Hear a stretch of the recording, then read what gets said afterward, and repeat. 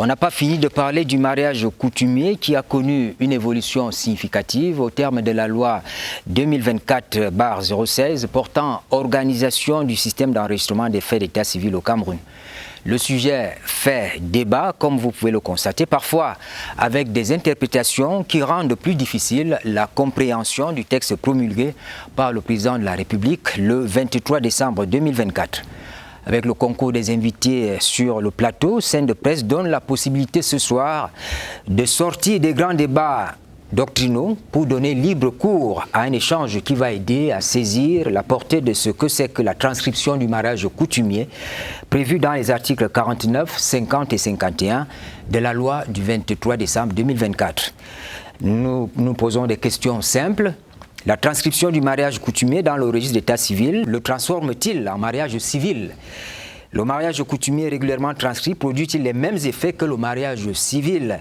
Dans quel registre d'état civil doit-on procéder à la transcription d'un mariage coutumier? Et au-delà de tout, qu'apporte la loi de 2024 à l'union d'un homme et d'une femme célébrée selon les rites coutumiers? Pour ce soir, la CRTV accueille... je commence par Madame Yvonne Léopoldine Akoa. Bonsoir.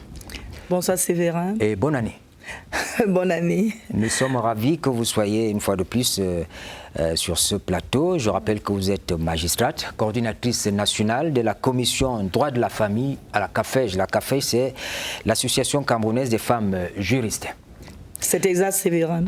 Et à côté de vous, j'accueille Sidonie Legla-Basson. Bonsoir. Bonsoir Séverin, merci de me recevoir. Merci de répondre à l'invitation. Vous êtes journaliste à la CRTV, directeur de publication du journal L'Afrique émergente. Je continue. Madame Chimène Donquet, bonsoir. Bonsoir Séverin et merci de nous recevoir sur ce plateau. Bonsoir au milieu des téléspectateurs de la CRTV également. Vous direz merci à monsieur le directeur général du BUNEC qui a bien voulu accepter que vous soyez là. Vous êtes directrice de la normalisation et du contrôle des centres d'état civil au BUNEC, justement. Je termine par Léopold Daci. Bonsoir, un habitué de l'émission. Oui, bien sûr. Bonsoir, c'est vrai, bonne année à tous. C'est un plaisir d'être là ce soir. Donc, on espère qu'on sera à la hauteur de satisfaire les attentes des uns et des autres. Donc, merci de nous avoir conviés à cette émission. Léopold est journaliste, chef de service politique du quotidien Le Messager. Nous serons rejoints tout à l'heure par Brice Kamdem, qui est le chef de la division des affaires juridiques au Mindevel, ministère de la décentralisation. À tous, merci d'être venus. À compter du 20 janvier, le maire de la ville de Yaoundé interdit la vente des marchandises dans les brouettes, les porte-tout, les étals portables dans certaines zones de la capitale. Les zones citées par le communiqué qui a été rendu public sont Mokolo, quartier Messa et Liguefa. Village des jeunes à Eteta, Carrefour Mek, Carrefour Colbison, marché central, marché Etoudi, marché Kounou, marché Nsam, route principale, terminus Mimboman, Mimboman Sapeur et Emomba Paroisse. Il y a également le marché Sos. Cette mesure vise à libérer les trottoirs, les rues, les autres emprises de la voie publique dans la ville de Yaoundé. Alors, quelle lecture faites-vous de ce communiqué? Je commence par Sidonie. Oui, c'est vrai. Moi, je pense que ce communiqué, moi, je le salue, franchement, et je dis beaucoup de courage au super maire. Pour moi, il faut le faire, il était temps, parce que le désordre, à un moment donné, il faut qu'on arrête. Vous savez, le fait que les vendeurs à la sauvette se retrouvent au niveau du trottoir ou encore sur la chaussée, ils mettent en danger leur vie et la vie des autres usagers. Et au-delà de ça, sincèrement, le visage de nos villes est désormais très sale. Et on vit, on baigne, on nage carrément dans un désordre interminable. Donc pour moi, c'est une mesure qui est à saluer et nous devons accompagner justement les autorités dans cette lancée. Les zones citées sont les seules à connaître ce problème, Léo? Parce que moi, j'aurais bien voulu... savoir que ça va se passer aussi à Ouaskali. Et à Odia aussi, je Petit marché. Exactement, voilà. Je prie vraiment. Et justement, ce communiqué du maire de la ville, qu'on peut saluer en passant, comme ma consoeur le dit, pose un sérieux problème lorsque, effectivement, il y a des quartiers qui sont oubliés. Vous voyez, on peut dire que ce sont des marchés, certainement, il y a des embouteillages sur le trottoir, mais il y a des gens qui vendent dans les pousses dans les quartiers qui ne sont pas cités là, qui sont partout dans la ville. Et est-ce que c'est là maintenant, lorsqu'ils seront sont hors de cette zone citée par le communiqué, est-ce qu'ils seront à l'abri? Ça, c'est des questions qu'il faut se poser. Et deuxième chose, Séverin, vous voyez, avec la police municipale que nous décrions ces jours, si vous les savez, allez voir comment ces gens-là attrapent les... Enfin, je ne vais pas soulever, je ne vais apporter d'autres problèmes sur le plateau. Allez voir la réaction, la relation qui existe entre les agents municipaux et les motos d'Arcimène. Allez voir. Ils sont plus disciplinés maintenant. Ben oui, ça c'est ce qu'on dit, mais je suis sur le terrain, je vois ce que je vois. Ça veut dire que ça, on leur donne encore une autre poche d'activité et il faut là maintenant monter d'un cran. Moi, je pense que vraiment, là, je dis ce que je pense, ce que le maire de la ville a fait est bien. J'ai vu qu'il a demandé, il a transféré au sous-préfet, au maire de la ville, c'est bien, mais il y a plus à faire encore, je crois, dans cette ville pour qu'on sorte de qualifier Yaoundé comme étant une ville difficile. Pourquoi ne pas étendre une fois par exemple à partir du maire de la ville, du ministre chargé de l'urbanisme, étendre ça aux grandes métropoles pétrolières que sont Douala et Yaoundé pour gérer cela une fois. Ça, c'est des questionnements. Madame Dieter, quelles peuvent être les raisons profondes de cette interdiction? Cela n'est pas dit de manière concrète dans le communiqué, cela n'est pas explicite. Alors, pour tout Camerounais qui vit dans la ville de Yaoundé ou qui a l'habitude de fréquenter la ville de Yaoundé, les raisons s'imposent. On a ce problème de salubrité qu'il faut régler. On a ce problème d'emprise sur la voie publique qu'il faut régler. Ils occupent le trottoir, ils occupent parfois la chaussée. En même temps, il y a les nids de poules aussi. Et on a également ce problème de vol à l'arraché qui se développe dans les zones concernées. C'est important. Moi, je pense que ce sont des raisons pour lesquelles cette mesure a été prise. Peut-être que j'ajouterai en disant que c'est une mesure qui est à saluer, mais qui mérite également d'autres aménagements pour éviter que ces mêmes personnes ne reviennent. On l'a souvent vu dans la ville de Yaoundé. On les déguerpit et ils reviennent. Donc, il faut prendre des mesures d'accompagnement. Où est-ce qu'ils sont recasés? Ça, c'est des questions à se poser. Avec le développement du petit commerce, on sait que des gens se débrouillent dans la rue. Justement, cette mesure est essentielle. On partage bien cette idée. On va assurer la fluidité du trafic. On va peut-être limiter le vol à l'arraché, comme vous avez dit. On va libérer les emprises de la voie publique. On va rendre la ville un peu plus gaie. Mais une opinion bien partagée pense qu'on n'a pas tenu compte du fait qu'il y a des jeunes qui sont contraints à la débrouillardise pour satisfaire leurs besoins. Que vont-ils devenir? L'encombrement de la chaussée est une contravention de première classe. Article 367 du Code pénal, passible d'une amende de 200 000 à 1 200 francs. Alinéa 5, ceux qui encombrent la voie publique en y déposant ou en y laissant des objets quelconques qui empêchent ou diminuent la liberté ou la sûreté de passage sont passibles de cette amende. Donc, c'est une infraction.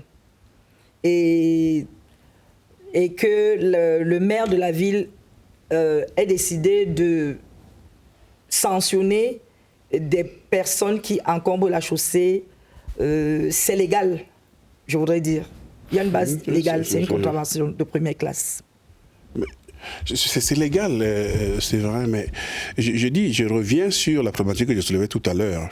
En lisant, je me suis dit certainement que le maire de la ville, évidemment, c'est une mesure d'hygiène de la ville, c'est vrai, en partie, mais je me suis dit, est-ce que c'est pour pousser ces commerçants dans l'informel de se formaliser? C'est la question que je me suis posée. Et parce que de plus en plus, n'oublions pas que je me suis dit, ils sont nombreux, vous voyez, dans les voitures, dans les pousse-pousse, etc. Est-ce qu'on veut vous amener ces gens-là à entrer dans la légalité? Ça, c'est la question. Et si tel est le cas, ils vont aller où? Quelqu'un l'a posé tout à l'heure sur le plateau, ils vont aller où? Comment ça, ils vont aller où? Ils s'installent où alors? Ils peuvent s'installer dans les marchés où il y a de la place. Justement, on voit certains marchés. Donc, je veux savoir s'il y a des vides. C'est un problème. Moi, j'ai fait à l'époque, quand je faisais mes premiers pas ici à la CRTV, j'ai animé une rubrique dans une émission qui est toujours d'actualité. J'ai animé une rubrique, le panier de la ménagère. Donc, je sillonnais les marchés. Je peux vous rassurer que dans les marchés, vous avez des boutiques totalement vides, fermées, des étals vides. Et quand vous interrogez ces vendeurs qui viennent envahir justement la chaussée ou le trottoir, ils vous disent que non, les clients ne viennent pas jusqu'à nous. Mais c'est le client qui a besoin de vous. C'est un aspect, madame. Non, c'est un aspect. Mais je veux dire que... Prenons marché d'Itoudi, marché Mokolo. tout le marché on ne peut pas concentrer les 30 millions de Camerounais que nous sommes dans un seul marché. C'est pour ça qu'il y a plusieurs marchés. Madame. Et c'est pour ça qu'on parlait donc tout à l'heure de la création des espaces commerciaux dédiés spécifiquement. Ça veut dire, quand monsieur le maire, les agents de la mairie vont par exemple passer au marché d'Outidi, tous ces beaux mondes qu'on va saisir ou bien punir, comme disait tout à l'heure l'expert sur le plateau, qu'est-ce qu'on fait? Ils vont où? Première question. Non, je vous assure. Allez, nous connaissons comment ça se passe. Nous ne venons pas de la Centrafrique, nous sommes au Cameroun, nous sommes à Yaoundé. Ils vont où précisément? Et il faut ajouter, ceux qui sont dans les coups généralement, ils sont par exemple considérés comme des démunis. Les sont-ils réellement? Ce n'est pas mon problème. Mais vous savez, c'est les mêmes questions que vous posez tous les jours et ça ne change pas. À un moment donné, il faut qu'on apprenne la discipline à nos concitoyens. Nous sommes tous d'accord. Non, il y a des blessés des fois. Nous voulons que ça marche. Non, il faut que ça marche. Il faut que nous soyons tous unis derrière cette action pour que ça marche. C'est nous qui devons également dire à ceux qui le font que c'est une très mauvaise chose. Déjà, ça décrédibilise notre ville de Yaoundé, par exemple. C'est pas propre. Les rapports entre les vendeurs à la sauvette et la communauté urbaine de Yaoundé ont toujours été conflictuels. Hein. Est-ce qu'on ne va pas vers là avec cette mesure? Est-ce que ça ne va pas soulever des troubles sociaux, parce qu'il faut toujours regarder ces choses-là. On a vu le spectacle que... Il n'a pas précisé où il allait recaser... le communiqué ne nous le dit pas. Ne nous le dit pas. Alors, on a vu le spectacle qui s'offre à nos yeux autour des sacs de riz au boulevard du 20 mai. Le coût de la vie est élevé. Est-ce que poser ce problème à ce moment précis, nous sommes en année électorale, il ne faut pas oublier ça, est-ce que c'est opportun? Je partage un peu son avis, mais on ne va pas rendre la ville propre à tel ou tel moment. Mais enfin, ce n'est pas seulement les vendeurs de sauvettes qui salissent la ville. Hein. Il y a les poubelles partout qui traînent. Hein. Ce n'est pas seulement les sauveteurs qui salissent la ville partout. Il faut regarder de manière globale. Est-ce que le maire de la ville a prévu des endroits pour les recaser? Nous sommes dans le couloir, nous avons un communiqué et nous sommes sur ça. Qu'est-ce que nous pouvons dire aux téléspectateurs et téléspectatrices qui nous écoutent? Est-ce que le maire de la ville a prévu un endroit pour les recaser où on va seulement attraper leurs marchandises et amener je ne sais où? Peut-être le communiqué du maire de la ville ne le dit pas. Et c'est peut-être l'occasion également, à travers notre voix, à travers la voix des populations, puisqu'il y aura des remous au sein de cette population de vendeurs à la sauvette, certainement. Vous êtes sans ignorer que la qualité du vendeur, on a des vendeurs qui ne peuvent pas aller dans des boutiques formellement ouvertes. Ça existe dans tous les domaines. On a des personnes qui, de par leur niveau d'éducation, préfèrent se limiter à ce qui leur est accessible, aux vendeurs à la sauvette. Ils hésitent à se rendre dans les boutiques où ils se disent c'est très formel. On ne parle pas de la vente à la sauvette, on parle bien. Donc, il faudrait peut-être qu'après cette mesure qui va certainement entraîner des remous, que le maire de la ville pense à une zone de recasement. Mais, où les acheteurs pourraient... Peut-être pas après, concomitamment. Parce que je suppose que le communiqué ne l'a pas précisé, mais je suppose que la zone de recasement, on leur a dit où ils doivent désormais aller. La CRTV s'est intéressée à cette sortie. Et on a interviewé justement les agents de la communauté qui ont dit clairement qu'ils ont des boutiques disponibles à gratuites. Pas gratuites, c'est pour ça que à 5 000 francs par mois. Dans les marchés. Mais où 5 000, madame? Mais c'est ce qu'ils disent. C'est ce qu'ils disent. Nous sommes sur le terrain. Vous êtes contentés de cette réponse? Vous aussi. Mais madame, quelle boutique à 5 000 francs? Que les vendeurs viennent maintenant en surface pour dire nous avons voulu intégrer les boutiques, mais elles sont plus chères que 5 000 francs. Non. Oui. Mais vous ne pouvez pas d'entrée de jeu dire que ce n'est pas le prix. Est-ce que vous avez le bon prix? Je suis dans le quartier, moi. Que j'ai déjà vu, mais on peut demander moi sur ce terrain, madame. Mais ils disent 5 000 par agents, c'est ce qu'ils disent. C'est des principes peut-être que vous dites. Faisant payer c'est ce qu'ils ont dit. Des femmes qui sont sur la chaussée avec des régimes de plantain. Moi, j'ai vu au marché Mokolo des agents de la police municipale avec des tickets faisant payer les dames qui ont leur régime de plantain sur la chaussée. Ça veut dire que même la chaussée là n'est pas gratuite en fait. Non, elle n'est pas gratuite. Donc, quelle est la zone de recasement où ils vont payer ce qu'ils payaient lorsqu'ils étaient sur la chaussée? Donc, on est loin des boutiques. La vérité, c'est que nous avons un véritable souci de marché bien construit. Ça, c'est clair. Moi, je prends le cas d'Odja, d'où je suis pratiquement, d'où je viens. Odja, Nkonda et tout. Il n'y a pas de marché. Et donc, les gens investissent un endroit qu'ils trouvent libre et décident d'en faire un marché. Est-ce qu'il ne faut donc pas commencer par là, penser les marchés, penser les espaces de recasement avant cette opération? C'est ça la question. Qu'il faut les penser, il faut véritablement les penser. Maires dans les arrondissements, je pense que c'est la question. Ils vont trouver les espaces où? Comment ils vont trouver les espaces où? Excusez-moi, madame. On a essayé avec Tchinga ici, vous savez ça? On a essayé d'abord au marché Mokolo, on les a amenés ici à Tchinga. Souvenez-vous à la foire, le site de la foire. Mais ça n'a rien donné. Comment ça s'est échoué?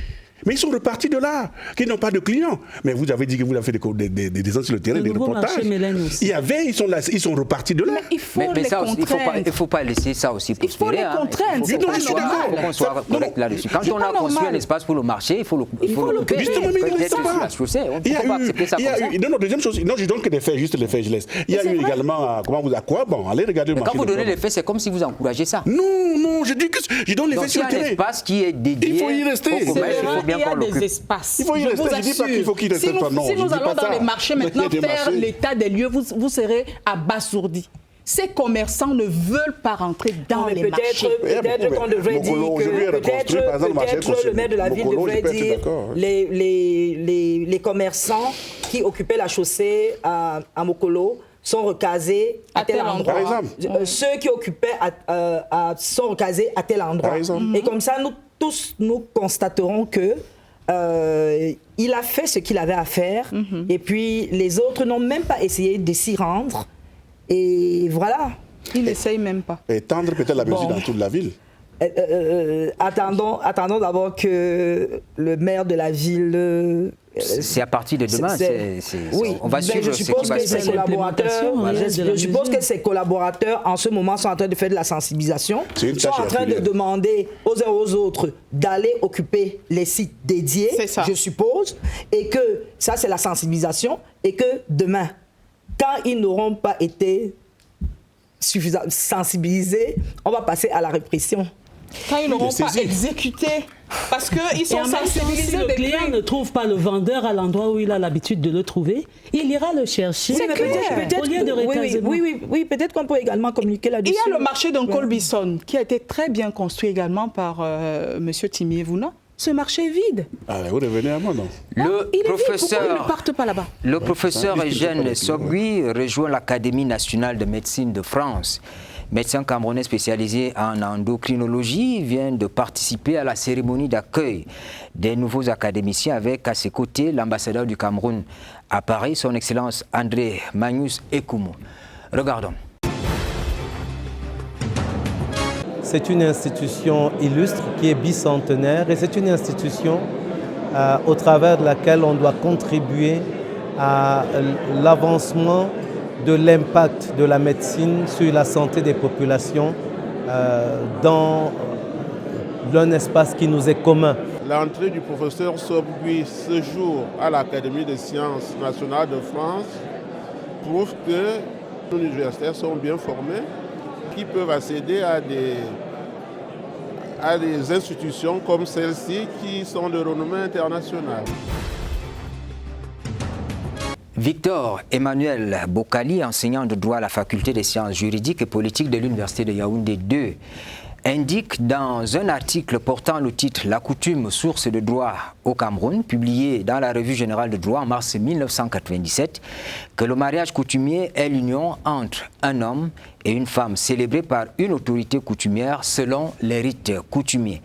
Cette définition est en accord parfait avec celle que donne le professeur Lisette Elomo Ntonga dans Encyclopédie juridique de l'Afrique. Au vu de la loi du 23 décembre 2024, le mariage coutumier dans le droit positif camerounais, est-ce qu'on va dire qu'il a connu une évolution? Est-ce que les choses ont changé? On garde la même définition, on reste dans le même registre? La loi de 2024 n'aborde pas la question de la définition du mariage coutumier, mais traite de sa transcription.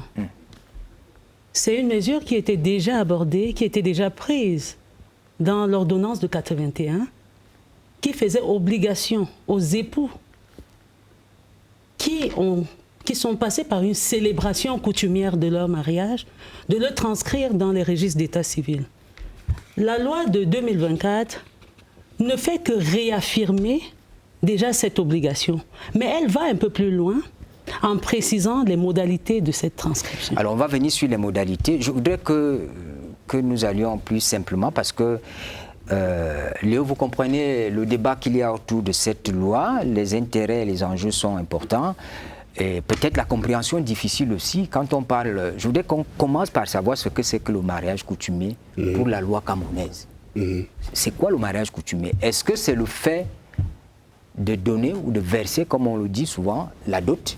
Est-ce que c'est ça qui fait le mariage coutumier? Comment on le perçoit? Il faut dire qu'il y a autant de coutumes qu'il y a des tribus ou d'ethnies au Cameroun. Je pense qu'il faut tenir compte de ça et que dans chaque tribu, dans chaque communauté, on a une façon spécifique de célébrer le mariage. Et ça va avec des us, ça va avec des manières et on sait comment, à tel ou tel niveau, le mariage, il est soldé. Il est soldé. Ça veut dire que c'est un mariage reconnu au sein de la communauté comme étant un mariage inattaquable. Exactement. Et vous allez savoir que généralement dans nos coutumes, de manière globale, on marie une fois, hein, ça c'est clair. Bon, maintenant il peut y avoir mais je reste dans le mariage coutumier. C'est-à-dire que avant que le colon, permettez-moi de dire comme ça, c'est un peu péjoratif, avant que le droit positif écrit, droit français, Napoléon n'arrive chez nous, nous avions des manières de fonctionner, de célébrer des mariages, de vivre ensemble. Le problème et le choc arrive lorsque nous sommes en contact avec le droit positif français, que nous avons, ou bien le droit anglo-saxon, la common law. Mais si nous restons dans le cadre coutumier, il n'y avait pas de problème et le mariage fonctionnait. Je donne un exemple pour expliquer ce que tu viens de dire. Si nous prenons le mariage coutumier, on ne parle pas de la forme du mariage monogamique ou polygamique. Ça ne passe pas pour un Africain ou un Bantou comme moi. On sait que là-dedans, on ne parle pas de séparation ou de communauté de biens. Ça ne se fait pas. Ça ne se disait pas avant. C'est maintenant, avec le droit positif, qu'on crée cette différence-là. Donc, tout le monde est d'accord que ce droit-là, le droit coutumier, il existe. Madame Makwa veut prendre la parole. Je me tais. Merci Séverin. Je suis fort aise de l'angle d'approche de Chimène, qui est resté dans la transcription. L'ordonnance de 81 avait déjà évoqué la transcription du mariage coutumier. Donc, sans en préciser les modalités. Non. Donc, ce n'est pas une notion nouvelle dans notre ordonnancement.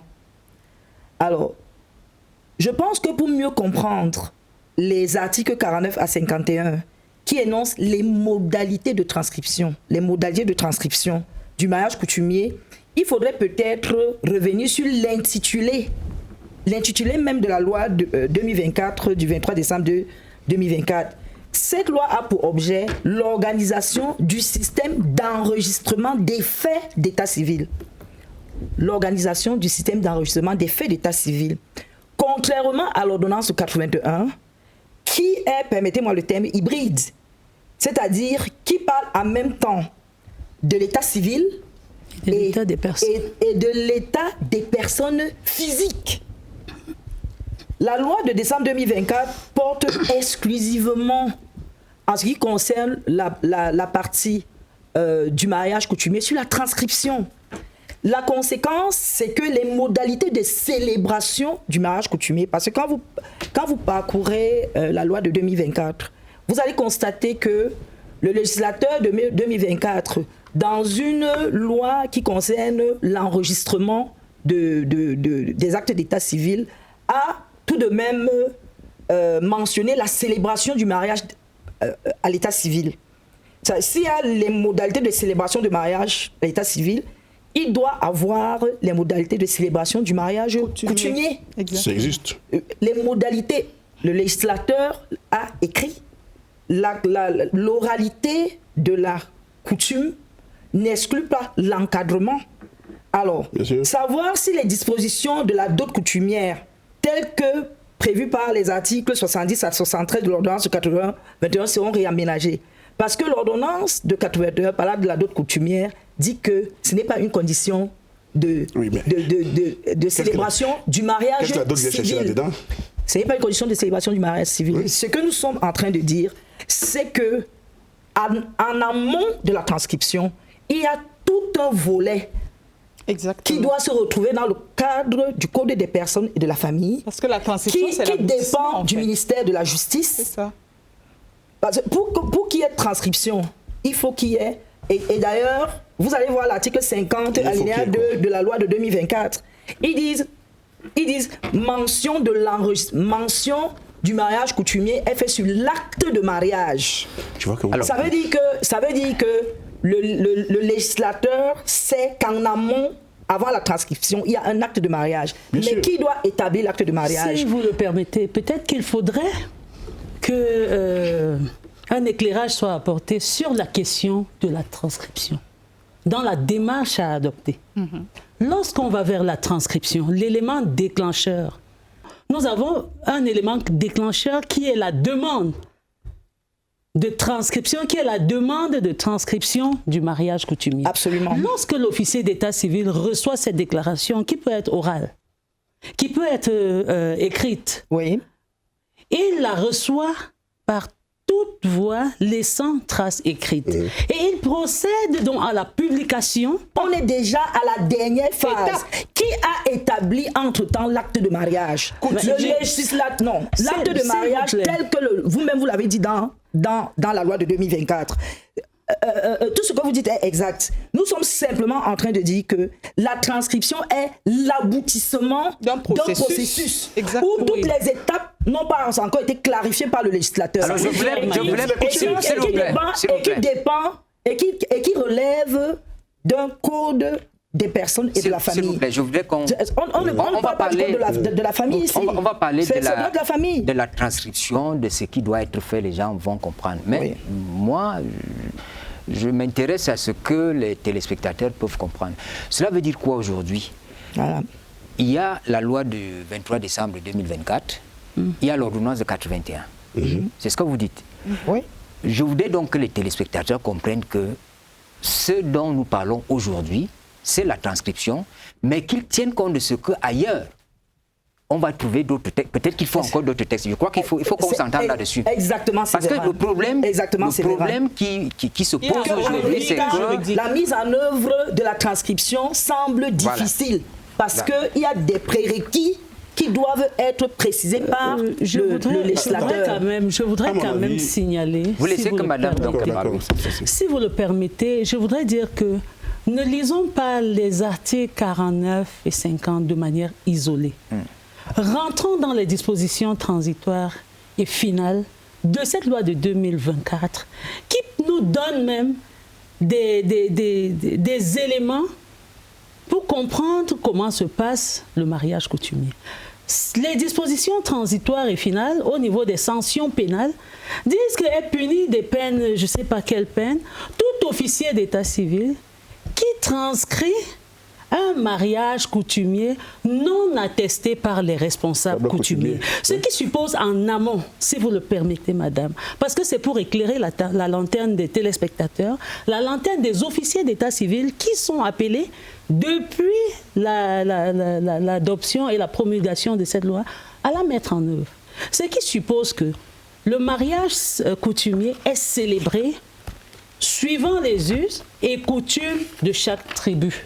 On a identifié, un chercheur a identifié environ 15 méthodes de célébration de mariage coutumier qui coexistent au Cameroun. Alors, lorsqu'il y a célébration coutumière et que les époux viennent déclarer le mariage coutumier aux fins de transcription dans un registre d'état civil, l'officier d'état civil reçoit la déclaration, mais il veille à ce que le responsable coutumier, le responsable, celui qui a la responsabilité de célébrer coutumièrement le mariage. Il a dit, ça dépend des coutumes. La disposition dont Chimène parle était déjà dans l'ordonnance de 81. Moi, dans l'ordonnance de 81, entre 81 et soyons légalistes. On ne va pas chercher dans les sanctions, les modalités d'encadrement de la célébration d'un mariage coutumier. Et la disposition à laquelle vous faites référence, c'est exactement l'article 81, alinéa 5. de l'ordonnance de 81. Donc la loi de 2024 n'a fait que reprendre l'existant. Et Séverin a dit, nous sommes là pour éclairer les téléspectateurs. Lorsque cette loi a été promulguée, les femmes, parce que nous sommes dans notre posture de sensibilisation par rapport aux droits des femmes. La question qui revient de façon récurrente, certaines dames pensent que comme elles ont été dotées, elles peuvent aller transcrire le mariage. Mais la transcription du mariage coutumier existait déjà. Le législateur de 2024 n'a fait que préciser les modalités de transcription, sans dire l'encadrement. Évoquer un acte de mariage, sans dire à quel moment l'officier d'état civil doit établir le mariage, l'acte de mariage suite au mariage coutumier. Et nous le comprenons bien. C'est pour ça que nous revenons toujours, nous appelons toujours les uns et les autres à lire l'intitulé de cette loi. Cette loi ne parle pas de l'état des personnes physiques. Donc, tous les prérequis ne peuvent pas se retrouver dans cette loi. Donc, il faut dire qu'entre 1981 et aujourd'hui, on a des mariages coutumiers qui ont été transcrits. Et peut-être que si vous me permettez, je le demande, je sollicite. Vous avez la parole, madame. Donc, si vous me permettez, je vais vous expliquer comment ça se passe, la transcription du mariage coutumier. Je rappelle, je ne vous coupe pas. Vous comprenez très bien que la notion de transcription nous pose des problèmes. Elle a pourtant été définie par la loi de 2024. Oui, parce que le lexique des termes juridiques cité par le professeur Victor Emmanuel Bocali nous dit que la transcription se définit comme étant une formalité de publicité de certains actes juridiques qui consiste à recopier totalement ou partiellement cet acte sur un registre officiel. Alors, la transcription dans la loi du 23 décembre 2024 se passe comment? Elle se passait comment avec l'ordonnance de 81? Exactement. Voilà. La transcription, comme je vous le dis, lorsque vous déclarez votre mariage coutumier, on procède à la publication, non seulement au centre d'état civil de transcription, mais également au centre d'état civil de naissance et de résidence. Et là, c'est la loi de 2024, parce que la question a deux branches. Oui. De naissance et de résidence des époux. Pour que, au moment de la transcription, on puisse déjà être au courant d'éventuelles oppositions qui viendraient peut-être de l'existence d'un précédent mariage non dissous ou d'un précédent mariage non déclaré. Voilà. Donc, à ce moment-là, lorsqu'il n'y a pas opposition, parce qu'on sait tout ce qui se passe quand il y a opposition, lorsqu'il n'y a pas opposition, l'officier d'état civil va dans un registre d'état civil tenu ouvert au centre d'état civil, il ouvre le feuillet vide et il renseigne toutes les informations à renseigner dans un feuillet d'acte de mariage. Seulement, après avoir, si vous le permettez, il établit l'acte de mariage. Il établit l'acte de mariage sur la base de la déclaration. Parce que la déclaration ne se fait pas comme ça. Il faut apporter des éléments de preuve. Vous êtes qui? Qui s'est marié coutumièrement? Monsieur tel, madame telle profession, ainsi de suite. Ce sont des éléments qui permettent de renseigner l'acte de mariage. Lorsque ces éléments de preuve ont été cités dans la loi? Mais même lorsqu'on déclare la naissance, quelle loi parle des éléments de preuve? C'est la coutume, madame, ça n'existe pas. Ça n'existe pas. Non, lorsque le droit positif, lorsque le droit moderne la loi dit 2 personnes qui ont assisté, regardez bien votre loi, que ce soit pour le décès, que ce soit pour la naissance, il est précisé les personnes qui ont autorité pour faire une déclaration. C'est précisé par la loi. Seulement si vous le permettez, lorsqu'on vient déclarer une naissance, on demande bien, avant d'inscrire le nom du père, un acte de mariage. C'est ça. Quelle est la loi qui le dit? C'est écrit dans la loi. On demande les pièces d'identité de la mère. Oui, c'est écrit. Pour avoir toutes ces informations. C'est écrit. On n'invente pas. Ce n'est pas s'il vous plaît, s'il vous me permettez, s'il vous plaît, c'est écrit. Il faut dire des choses exactes. Au bout de la procédure. Oui, mais c'est écrit. Lorsque l'acte est dressé, c'est ce qui se passe depuis 81. Et ce qui devrait se passer depuis, avec la loi de 2024. En marge de cet acte, 81. Comme la loi de 2024 le dit, en marge de cet acte, il faudrait, pour faire la différence avec un acte d'état civil dressé après une célébration civile, à l'issue d'une célébration civile, il faudrait mentionner la transcription. Mention de la transcription pour dire que ici, c'est un mariage coutumier qui a été transcrit. Voilà. Et la même information, le mariage coutumier est reporté sur les actes de naissance des époux, juste pour éviter les cas de bigamie, parce qu'il y a des vérifications qui sont faites dans les registres d'état civil lorsqu'il y a un nouveau mariage. C'est à l'issue de cette transcription et de ces mentions marginales que l'acte est délivré. C'est un document qui permet... c'est un élément de preuve, si vous voulez, du mariage. Je suis en train d'expliquer que cette procédure se faisait déjà depuis 1981. Et la transcription existait. Ça existait. Alors, on est donc d'accord qu'il n'y a rien de nouveau. Oui. Puisque le mariage coutumier transcrit produit des effets. Bien sûr. Donc, il y a quelque chose de nouveau. Avant 1981, il y avait par exemple le volet publicité.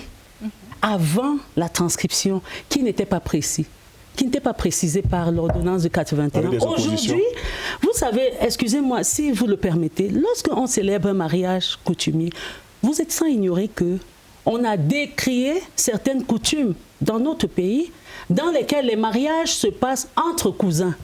Il s'agit des cas d'inceste réprimés par la loi. Ça veut dire, lorsque vous venez transcrire un mariage coutumier, il y a un minimum de vérification à faire. Il ne faudrait pas que ce soit un mariage... Il y a des conditions d'âge qui doivent être respectées. Il y a des conditions de sexe qui doivent être respectées. Et vous comprenez, ma question. C'est écrit juridique. Et c'est pour ça que nous ne faisons que dire et redire que le mariage coutumier, quoique oral, doit d'abord être encadré. C'est ça, dans son oralité. Encadré comment, madame? C'est-à-dire, alors, je vais faire un peu de droit comparé, si vous permettez. Le Code des droits de personnes congolais a une partie qui parle de la célébration du mariage coutumier. Parle de qui est le créancier de la dot, qui est le débiteur de la dot. Qui sont les représentants qui sont les représentants des deux familles, et précise qu'il s'agit de deux familles qui s'unissent. Qui sont les représentants des deux familles, et précise que les coutumes qui doivent être appliquées ne doivent pas être contraires à l'ordre public. Oh bon, c'est écrit. Ne doit pas être contraire à votre test. S'il vous plaît. Nous sommes en train de parler en prenant en compte des dispositions qui préexistent. Les dispositions sur le mariage coutumier doivent se suffire à elles-mêmes. Mais le mariage coutumier n'est pas résumé à la dot. Non, mais moi, je ne suis pas d'accord quand vous le dites. Parce que, non, même au niveau de la coutume. Non, je suis même d'accord avec vous. Non, moi, je ne suis pas d'accord. Pourquoi? Parce que ça ne se résume pas à la dot. Ça se résume à la dot. S'il vous plaît, on a des traditions. La dot prévue par l'ordonnance de 81 a dit... Il est clairement dit dans l'ordonnance de 81, parlant de la dot coutumière, qu'elle n'est pas une condition de célébration du mariage, mais du mariage civil. Oui. Est-ce que le législateur que le législateur va changer cette approche en ce qui concerne le mariage coutumier? Parce que les populations pensent que la dot est un élément, même si elle est symbolique, même si c'est un mouchoir.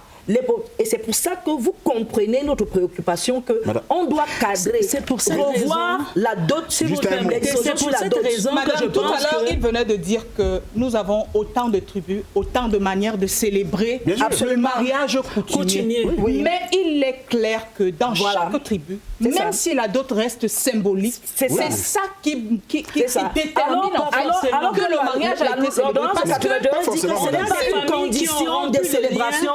Alors qu'il a dit que c'est pas une condition de façon symbolique du mariage. Et donc vous pouvez être poursuivi pénalement si vous exigez. Oui. Et c'est la raison pour laquelle nous pensons et nous soutenons que la transcription qui a été déroulée dans la loi de 2024, pour qu'elle soit mise en œuvre, il faudrait qu'au préalable, des questions de fond soient résolues. liées au mariage coutumier. Alors, vous comprenez ma question de départ. Ouais. Et moi, Voilà. ça me Parce que quand j'ai posé la question tout à l'heure... Parce qu'ils disent dans la loi... Si. Ils disent... Et donc, Oui, ma question de départ, c'était qu'est-ce qu'on met dans le mariage coutumier? Parce que la difficulté que nous avons aujourd'hui, c'est que nous n'avons pas... non, ça n'a pas encore été, le législateur n'a pas encore Il n'a pas intérêt. légiféré. Et il n'a pas intérêt. Non. Pourquoi il n'a pas intérêt? J'explique, si vous permettez, hein. Il faut pas, vous avez soutenu tout à l'heure que dans le mariage coutumier, il n'y a pas d'option monogamique ou polygamie. Mais bien sûr. Il n'y a pas. C'est trop drôle. Il n'y a Ce pas n'est pas drôle. de séparation de biens, de communauté de biens. peux expliquer, Ça veut dire madame. que, Laissez-moi expliquer la dolomique que toutes j'avance. les femmes, selon vous, donc on ne doit pas établir un acte de mariage. Donc toutes les femmes qui vont se marier coutumièrement, comme ça, seront exposées à la polygamie. Puisque si ce n'est pas écrit, c'est la Mais polygamie. c'est une polygamie même déguisée à partir du moment... Il faut qu'on soit sérieux. C'est vrai, c'est vrai. Juste 2 mots, madame, si vous me permettez. Je dis, en africain pur, C'est ça. qu'au niveau de la coutume, le mariage est fondamental. Et nous savons comment nous donnons nos filles et nos fils en mariage. Effectivement. Personne ne vous contredit sur ce Personne ne point. viendra nous dire comment on va faire. Maintenant, lorsque nous envoyons nos femmes et nos fils, nos enfants en mariage, il peut se trouver que notre manière de faire soit en opposition avec la loi positive. Et c'est là le problème. Il peut arriver C'est là le que problème. notre manière, permettez-moi, soit en opposition, en contradiction avec la loi. D'où l'obligation de transcrire. Justement, madame. Donc, permettez. Voilà. Il très n'appartient intéressant. pas. Je vais épouser ma fille, je dis que je veux qu'on me donne 12 porcs long châssis. Le législateur n'a rien à dire là dans ça. Non, il ne va rien dire là-dessus. Attendez, Il ne va rien dire je là-dessus. dirais à madame, Mais il va je encadrer. dis qu'il n'a pas le droit de regarder comment je demande. Il ne va pas C'est le notre faire. manière de faire en interne. Oui, Et ça nous jusqu'ici. Permettez-moi, permettez-moi, jusqu'ici, il y a madame. pas de Permettez, problème, là. il faut qu'on se comprenne. Ça Non, il y a ne pas- dérange c'est en pas- rien la loi. C'est pas de ça qu'il Nous s'agit. sommes d'accord. Nous C'est partons pas- pas c'est de tout à l'heure. Non, Parce non, que c'est pas de ça je qu'il voulais s'agit. revenir à votre mot de tout à l'heure, de revenir au mariage coutumier en le réduisant à la dot. C'est ça que je voulais dire. Arrêtez. Non, non, non, c'est pas de ça qu'il s'agit. on ne parle Mais la dot est un élément important. Un Parce élément. que dans cette loi de Il s'agit- 2024, très bien. Vous laissez qu'il termine, on ne parle S'il pas vous de plaît. tout ça à la fois. Donc, c'est vrai, lorsque nous avons... rapidement aussi, hein, oui, il faut rapidement. pas- faut Lorsque pas vous n'avez garder pas la vite parole. parler, je suis très...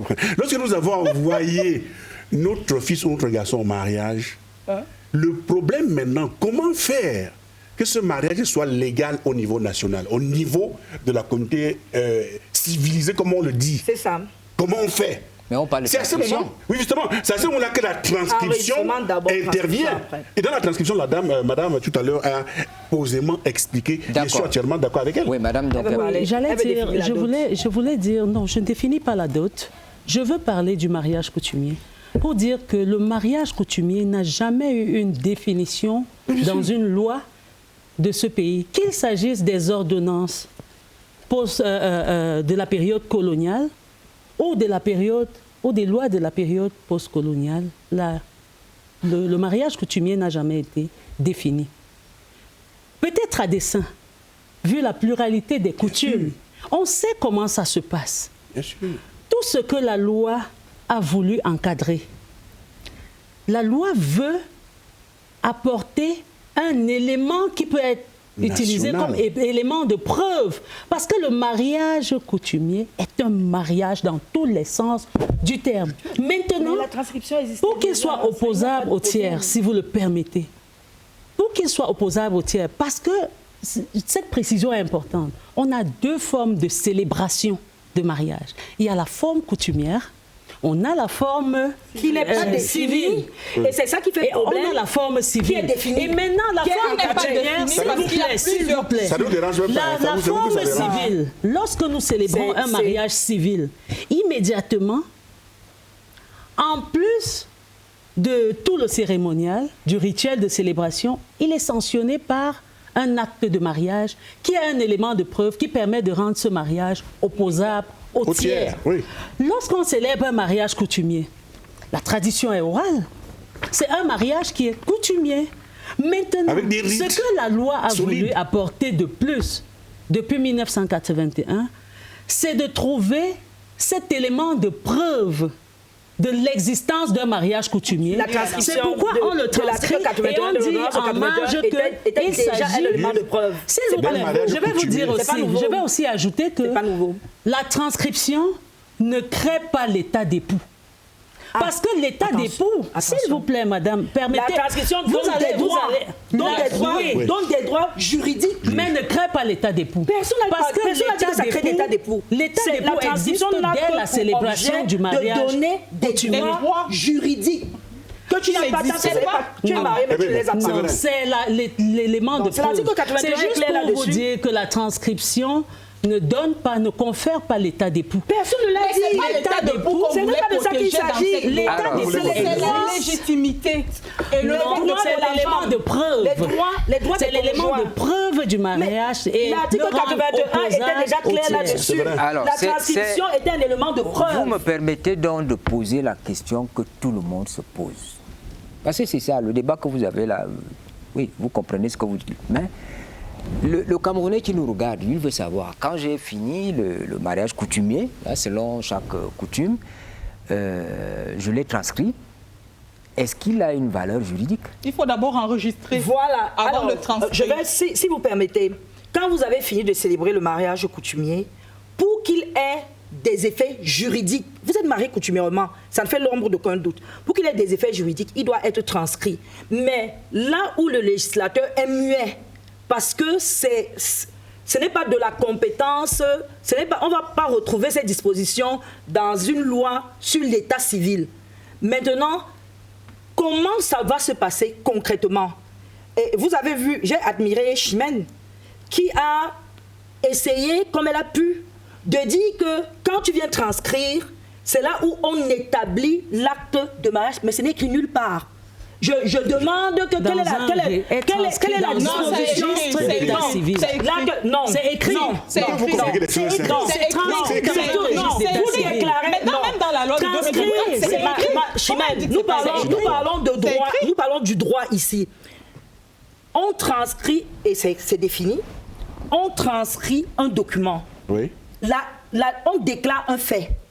Ouais. On déclare la déclaration, déclaration, vous avez dit vous-même, elle est orale. Vous déclarez que vous êtes marié coutumièrement et on doit écrire que vous avez déclaré que vous êtes marié coutumièrement. Bien sûr. C'est ça la déclaration. Différent maintenant de l'établissement d'un acte de mariage où on doit poser au conjoint des questions. Madame, d'après vous, on arrive, c'est pourquoi? La transcription, c'est pourquoi? C'est pour montrer que vous êtes marié coutumièrement. Et c'est pour ça que je dis que... Elle a dit que c'était un acte de preuve. Et c'est pour ça que... Et c'est pour ça que je dis que en amont, il y a des prérequis qui ne sont pas de la compétence, qui ne sont pas dans l'article 3 qui parle des définitions. Rentrons dans l'article 3 qui parle des définitions. On est en train de perdre le téléspectateur. On a la définition de l'enregistrement. De la déclaration. On a l'enregistrement, la définition de l'enregistrement du fait d'état civil. On a une autre définition qui parle de la transcription. De l'établissement de l'acte d'état civil. On a une définition de transcription. Ça veut dire quoi? Lorsque je vais, quel que soit le fait d'état civil, lorsque je vais dans un centre d'état civil, le mariage coutumier est un fait d'état civil. Je vais dans un centre d'état civil déclarer le fait d'état civil.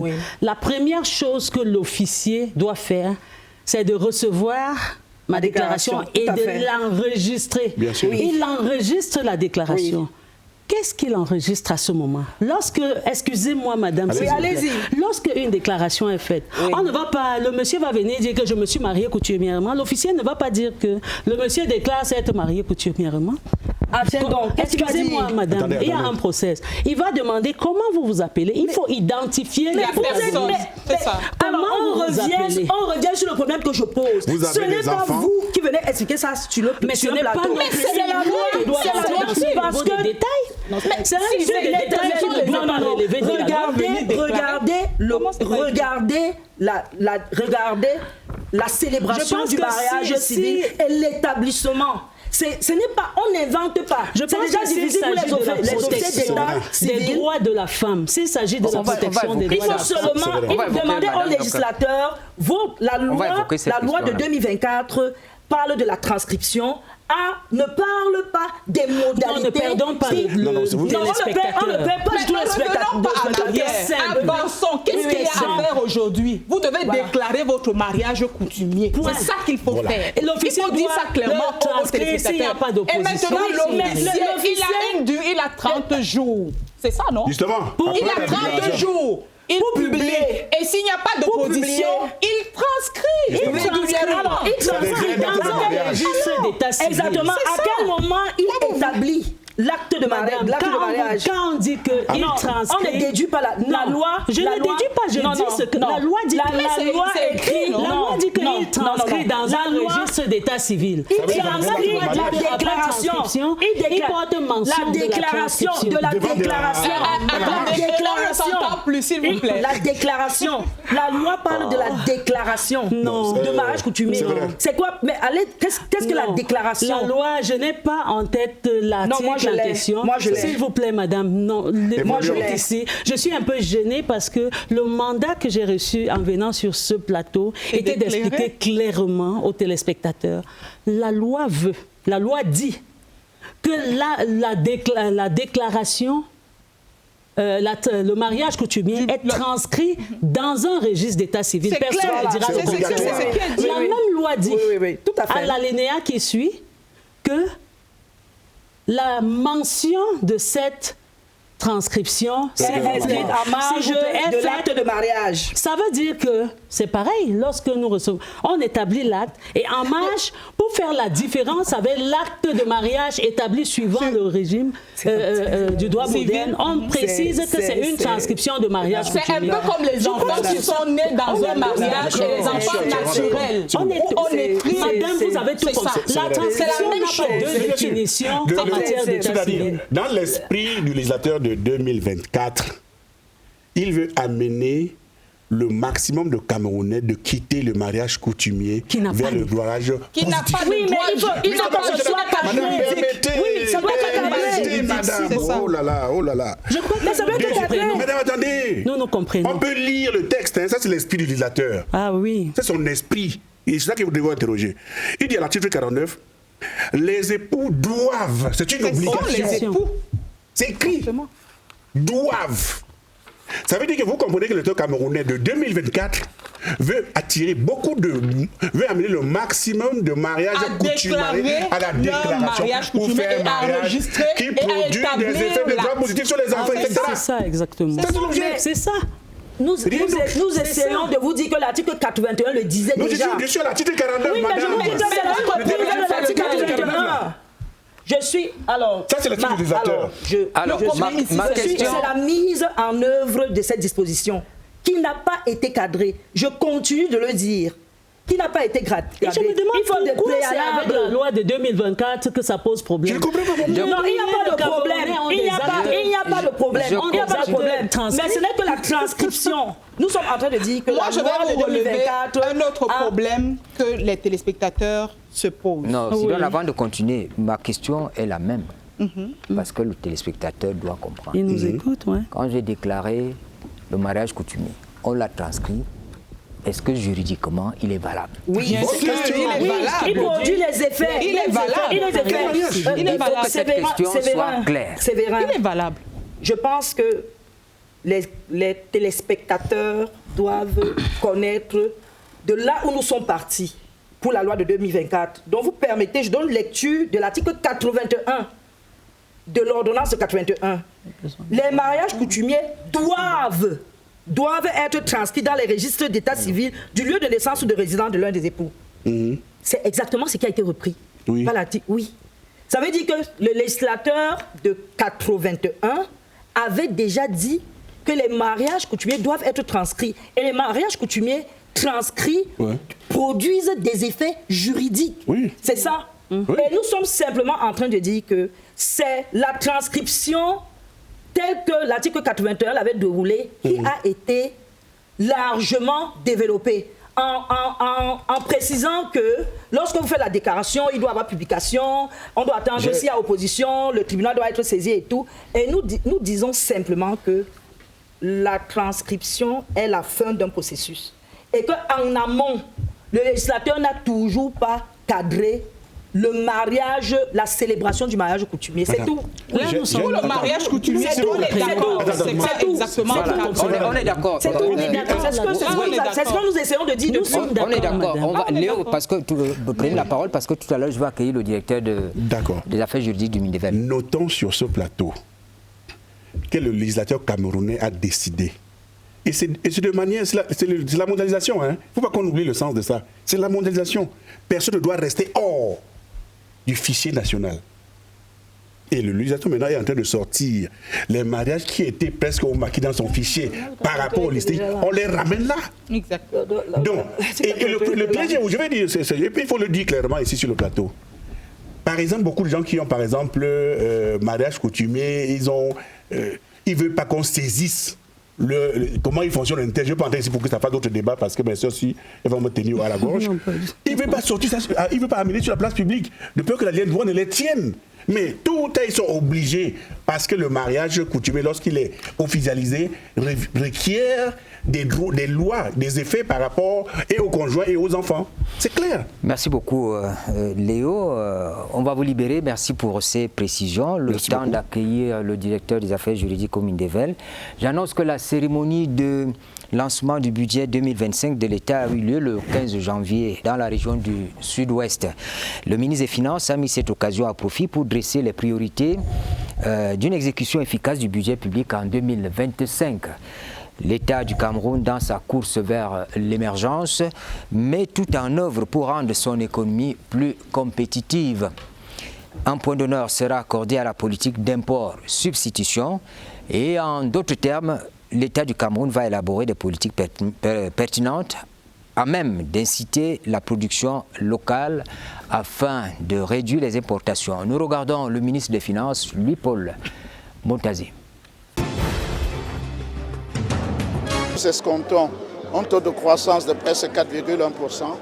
Nous avons suivi le président de la République le 31 décembre lorsqu'il a dit « c'est bien ». Mais nous savons qu'il voulait aussi dire « vous pouvez mieux faire ». Et nous voulons mieux faire. Parce que faudrait-il le rappeler, la stratégie nationale de développement, la SND 30, ambitionne un taux de croissance de presque 8% annuellement. Nous sommes à plus de 4%. Nous sommes au milieu du chemin. Donc il y a encore beaucoup à faire. Et pour atteindre cet objectif, il faut que chaque année, puisque la loi de finances est annuelle, il faut que chaque année, le budget soit exécuté de manière efficace. C'est pour ça que le budget a été lancé sur toute l'étendue du territoire et nous sommes venus à Limbé pour discuter avec nos partenaires économiques de Limbé, que ce soit les collectivités locales, que ce soit nos propres collaborateurs, que ce soit les opérateurs économiques, etc., sur ce qui a lieu de faire. Et en conclusion, nous avons passé presque 5 heures et les discussions que nous avons eues nous ont laissé comprendre que tout le monde est engagé, surtout ici dans le Sud-Ouest, qui fait partie des régions qui connaissent les difficultés que vous connaissez, mais qui est engagé. Nous l'avons vu dans les investissements qui sont faits, nous l'avons vu dans le trafic, ce qui montre qu'il y a une espèce de confiance en l'avenir, parce qu'on n'investit que si on a confiance. Et nous, au niveau du gouvernement, nous sommes là pour renforcer cette confiance et dire et confirmer effectivement à tous nos partenaires, à tous nos opérateurs économiques que le gouvernement travaille pour améliorer les choses. Eh bien, nous accueillons Brice Kamdem. Je rappelle qu'il est chef de la division des affaires juridiques au ministère de la décentralisation et du développement local. Merci d'être là. Vous nous avez regardé, vous nous avez écouté tout à côté. Un premier commentaire? Merci, monsieur Sévère Alégambélé, pour l'invitation que vous avez faite au ministère de la décentralisation et du développement local. Vous direz également merci à monsieur le ministre. Pour cette invitation et merci également, au fait, mes salutations à tous les panélistes et vœux les meilleurs pour la nouvelle année 2025 pour vous et tous vos téléspectateurs ainsi que tout le management de la chaîne nationale. J'ai effectivement écouté avec beaucoup d'intérêt les débats qui se sont faits sur la question de la transcription du mariage coutumier et peut-être l'un des regrets, je pourrais le dire, que nous avons au niveau du ministère de la décentralisation, c'est qu'on a cristallisé l'attention sur un élément, alors que nous avons une loi qui a apporté un ensemble de réformes bien plus importantes que le simple élément de transcription, qui, soit dit en passant, existait déjà. Mais c'est cet élément-là qui cristallise l'attention. Qui existait déjà. Je suis d'accord avec vous, M. Séverin Lengambélé, effectivement. Parce que dans l'opinion, il a été dit que dès que vous êtes coutumièrement marié, c'est bon. Or, il y a des précisions et je pense que c'est ce qu'on apporte cela ici. Allez-y. De fond. Oui, merci. Je voudrais également relever que nous sommes d'accord sur le fait que le droit positif n'a pas encore donné tout l'encadrement nécessaire qu'il faut sur la problématique du mariage coutumier dans le fond. Parce qu'effectivement, il faut dire qu'il peut avoir un certain nombre de complexités à encadrer entièrement le mariage coutumier du fait de la diversité des coutumes et des manières de pouvoir célébrer un mariage. Mais soit qu'il en soit, sur la question de la transcription, il faut dire que si on se réfère à la loi, la définition de la transcription ne peut pas avoir deux appréhensions ou deux conceptions à l'intérieur d'un même instrument juridique. Non. Et donc, si je dis que lorsque j'ai transcrit un acte de naissance qui a été délivré à l'étranger dans un registre de naissance camerounais, et ça permet d'avoir un acte de naissance camerounais, lorsque je ferai donc la transcription d'un mariage coutumier sur un registre de mariage qui est constitué de feuillets d'actes de mariage qui sera signé par les autorités compétentes, j'aurai un acte de mariage. Et donc, la mention qui est prévue à l'article 50 alinéa 2, c'est simplement de dire en marge de l'acte qu'on va simplement préciser qu'il y a effectivement eu une transcription d'un mariage coutumier, donc reconnaissance de ce qu'un mariage coutumier a été né, et maintenant conférer des droits juridiques à ce mariage ou des effets juridiques, mais en précisant que le mode de célébration n'a pas été le mode que nous connaissons au plan civil, ça a été un mode coutumier. Et donc, il y a également la question de la dot qui s'est posée, peut-être pour être d'accord avec les autres panélistes, de dire le mariage coutumier transcrit produit des effets juridiques opposables au tiers. Et donc, quand j'ai un acte de mariage transcrit, je suis marié. Oui. Maintenant, sur la question de la dot, il faut que nous soyons également clairs pour dire l'appréciation de la dot de par l'ordonnance de 81 dans les articles qui ont été évoqués par Mme Akoa fait de cette disposition un élément qui permettait de régir le mariage civil. Exactement. Et il faut revenir maintenant pour dire que dans la compréhension de la dot comme étant un élément du mariage coutumier, il faut se dire que ce sont nos us et coutumes qui sont la source de droit souvent, parce qu'il faut bien reconnaître que la coutume est également source de droit. Et à ce titre, la coutume étant source de droit, il faut donc dire que la dot, selon les diverses coutumes, peut ou pas ne pas être un élément de fond. Parce que l'on peut avoir des mariages coutumiers qui sont célébrés sans qu'il y ait dot. Oui. Tout comme on peut avoir des mariages célébrés où la dot est exigée. Et il faut dire que le mariage coutumier, c'est d'abord un échange de consentement entre deux personnes. Parce que si l'on vient verser la dot... Deux familles. Le mariage, c'est deux familles. Mais maintenant, si vous venez par exemple verser la dot et que l'un des conjoints dit ne pas être d'accord pour le mariage, y a-t-il mariage? La question peut se poser. Donc, sur cette problématique, il y a effectivement encore un certain nombre de choses. Et enfin, où doit-on transcrire? On a clairement dit, c'est dans un registre, en sachant que la transcription va permettre, dans le registre de mariage, l'état civil du mariage, qui contient des feuillets d'actes de mariage qui délivrés donnent donc des droits. Alors, je reviens sur les modalités de transcription. Je crois que Mme Donkem en a parlé, Mme Akoa également et tout le monde ici. Il y a quand même des petites précisions. On est d'accord sur le délai d'opposition si jamais il y a opposition. Mais là, quand il y a opposition, ça... La juridiction compétente. Oui, la juridiction compétente. Qui s'en occupe? Je repars chez le chef de famille coutumier, je m'en vais au tribunal de grande instance, je vais où? Les porteurs. Oui, alors, en ce qui concerne l'opposition à un mariage coutumier, le régime est le même. L'opposition à un mariage coutumier est portée devant le président du tribunal de première instance, parce qu'il s'agit d'une procédure d'ordonnance sur requête. C'est le président du tribunal de première instance qui est saisi pour la question d'opposition et qui se prononce sur les oppositions.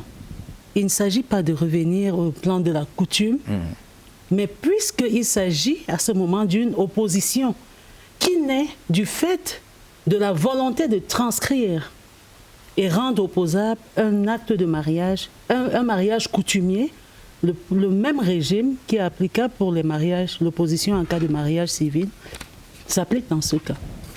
Séverin, la saisine du... déjà, le président du tribunal de grande instance, dans sa juridiction présidentielle, délivre des ordonnances. Peut délivrer des ordonnances.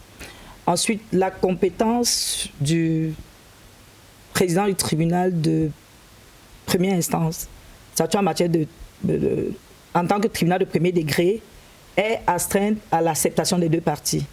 Ça veut dire que si vous allez former l'opposition devant le TPD, et que moi, je dis que je ne voudrais pas être justiciable du TPD, il va obligatoirement se déclarer incompétent. Donc, je pense que les deux ayant une juridiction présidentielle, le juge compétent sera le juge saisi. Mais là, ce que le législateur a voulu dire, c'est que ce ne sera pas le tribunal qui va statuer, c'est le président, c'est la juridiction du président.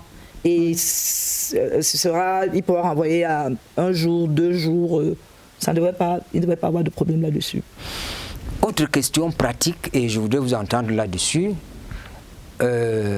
Malheureusement, il est parti. Léo disait, dans la coutume, la polygamie, monogamie, on ne connaît pas beaucoup. Alors, comment ça se passe après la transcription? Est-ce que formellement, les deux époux disent, nous sommes, voici tel régime, comment ça se passe? Sur la question de la transcription de manière concrète. Vous comprenez ma question, nous sommes vraiment dans les modalités pour que ceux qui nous regardent, ceux qui ont l'intention de suivre cette démarche-là, qu'ils aient tous les éléments possibles. Ouais, merci. Effectivement, nous avons dit que la loi qui a été promulguée par le chef de l'État le 23 décembre 2024 avait cette vocation effectivement à régler des éléments de procédure. Mais l'État n'a pas statué sur les éléments de fond. Mais maintenant, il s'avère que lorsqu'il faudra un texte réglementaire, enfin un texte de loi qui viendra notamment sur les questions d'état de personne, pourrait venir apporter des précisions plus spécifiques. Mais en attendant, il s'oppose un problème, c'est qu'il faut pouvoir transcrire. Lorsque donc les époux se présenteront devant l'officier d'état civil pour que l'acte de mariage qui va être délivré puisse être dressé, il faudra bien que ceux-ci, puisqu'ils doivent apparaître et doivent remplir les conditions pour permettre de pouvoir signer un acte de mariage avec des témoins, il faudra bien donc que ceux-ci puissent dire, se prononcer sur le régime. Séance tenante pour dire nous choisissons X ou nous choisissons Y. Encore, si vous le permettez, Séverin, encore, il faudrait qu'on garde à l'esprit que un homme peut être marié avec une femme, donc engagé dans un précédent lien de mariage civil, contracté sous le régime de la polygamie. Et par la suite procéder à un mariage coutumier. Et l'enregistrer plus tard. Est-ce que ce mariage pourra être transcrit dans les registres d'état civil? Non. Séverin, je suis fort aise de la présence du représentant, du directeur des affaires juridique du Mindevel. Parce que Madame a quoi la parole, s'il vous plaît? Au moins, nous sommes d'accord qu'il y a encore un long chemin à faire. Parce que, évidemment, nous avons eu Léopold tout à l'heure qui nous a dit que c'est le mariage coutumier. Donc, la coutume, il n'y a pas de polygamie, il n'y a pas de monogamie. En fait, le régime de droit commun, c'est la polygamie au Cameroun. Quand ça n'a pas été expressément écrit monogamie. Et c'est pour ça que nous répétons, nous n'allons pas cesser de répéter. Et elle a posé une autre question. Quand vous avez contacté un mariage monogamique, je corrige, oui, et que vous allez, et que vous allez contacter le second est coutumier, est-ce que c'est possible? Non. Est-ce que c'est possible d'aller contacter le second coutumier sans le transcrire? Ce sont des questions qui doivent être adressées par le législateur. Et c'est pour ça que je dis que, en l'état, ce qui a été fait, c'est une très grande avancée. Mais du fait que le mariage, la célébration du mariage coutumier n'a pas encore été cadrée dans les règles de fond, il y a beaucoup de problèmes à mettre en œuvre la transcription. Sauf à faire, comme elle a dit, que ça se passait avant, sur la base de l'article 81, continuer à transcrire. Là, on fait de la sensibilisation. L'article 81 le prévoyait déjà. Mais en l'état, s'agissant de la loi de 2024, il y a encore des prérequis qui doivent être déroulés par le législateur du Code des personnes et de la famille. Ce qui nous préoccupe aussi au regard de tout ce que nous disons ici, c'est le fait que, au-delà de tout, nous sommes d'accord qu'il y a des innovations. La loi de 23 décembre nous apporte beaucoup d'innovations. Le problème, c'est la préservation de l'union entre l'homme et la femme. Est-ce que la loi de 2023 renforce la consolidation des liens de mariage, par exemple? Est-ce qu'on a ce sentiment-là en disant juste cette question de transcription? Je ne voudrais pas qu'on entre sur la déclaration des autres faits. Juste cette question de transcription, est-ce que ça protège l'union entre l'homme et la femme qui s'engagent à vivre ensemble? Oui, ça protège. Oui, c'est vrai. L'article 81 donnait déjà des effets juridiques à un mariage transcrit. Mais vous vous plaignez tout le temps à la café? Oui, non. Ça veut dire que Chimène a expliqué que sur la base de l'article 81, des transcriptions de mariages coutumiers ont été faites. Donc, il faut encourager les uns et les autres à... Si les modalités de mise en œuvre de la loi de 2024 en l'état semblent compliquées, il faut encourager toutes les personnes mariées sous l'égide du droit coutumier à procéder à la transcription. La loi de 2024 n'a pas complexifié les choses. Elle a essayé de faciliter les choses en déroulant les modalités de transcription. Donc, juste pour dire que si en 81, on avait encore quelques petites difficultés, ces difficultés d'application de l'article sur la transcription se sont vues amoindries avec la loi de 2024. Je suis d'accord avec Mme Akoa sur le fait qu'il existe des domaines dans lesquels la loi doit pouvoir s'exprimer pour faciliter davantage la prise en compte des mariages coutumiers. Mais en l'état actuel des choses, la transcription, c'est une réalité. Vous n'avez qu'à voir tout l'engouement que ça a créé au sein de la population camerounaise. C'est une réalité. Il faut peut-être se dire, M. Alegambele, que la loi qui a été mise en place, comme vous l'avez relevé, a contribué significativement à protéger les droits de nos concitoyens qui sont unis par un lien de mariage civil ou coutumier. Mais déjà sur la problématique de la double dot, il n'y a pas de disposition dans la loi 2024 qui figure. Peut-être sur la problématique en lien avec le fait de contracter pour pour une femme de contracter 2 mariages, qui est interdit notamment dans la... C'est contre nature. C'est l'article 63 de l'ordonnance de 81. C'est prévu pour ce qui est du mariage civil. Mais pour le mariage coutumier, il n'y a pas de disposition qui ait été effectivement posée sur la question. Et donc, c'est encore nos coutumes qui, ici, posent par principe que la femme ne peut pas être dotée 2 fois. C'est les coutumes que nous avons. Maintenant, sauf qu'on a vu des femmes qui ont été dotées 2 fois. J'ai dit bien, par principe. Ça veut dire qu'en fait, les coutumes sont assez variées. On peut effectivement avoir des cas où, moyennant remboursement de la première dot, on peut prendre une deuxième.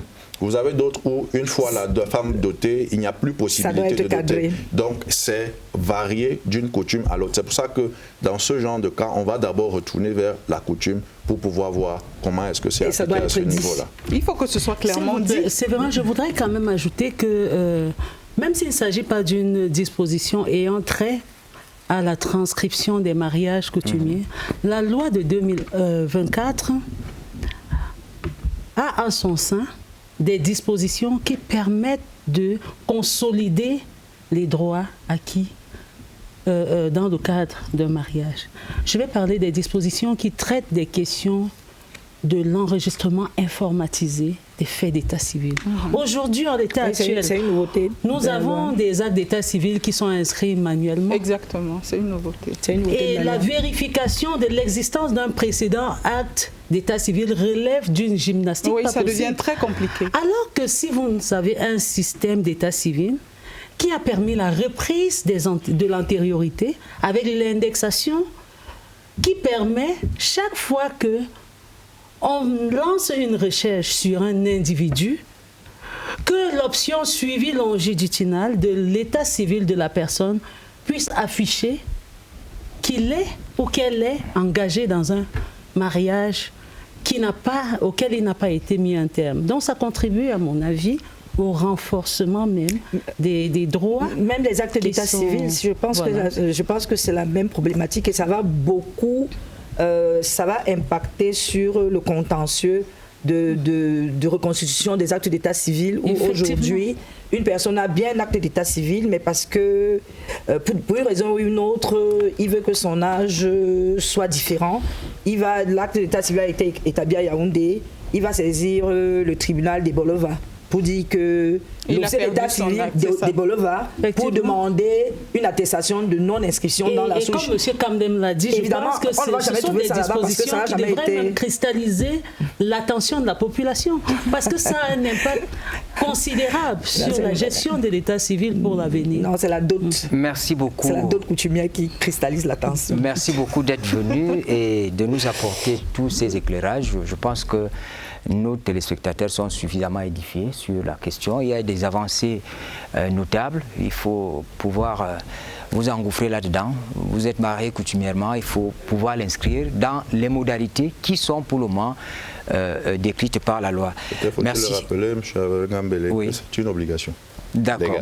Merci beaucoup. Merci. Ça a toujours été une obligation, même avec l'article 81 de l'ordonnance 81. Je vais dire merci à Léopold Dassi qui était avec nous. Merci à M. Brice Kamdem d'être venu également pour ses explications. Merci à Sidonie. Merci pour cette participation. Merci à Mme Donkep. Merci pour être là.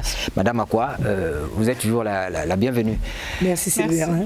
Mesdames, Messieurs, c'est la fin de cette édition de Scène de Presse. Merci de nous avoir suivis et bonne suite des programmes sur la CRTV.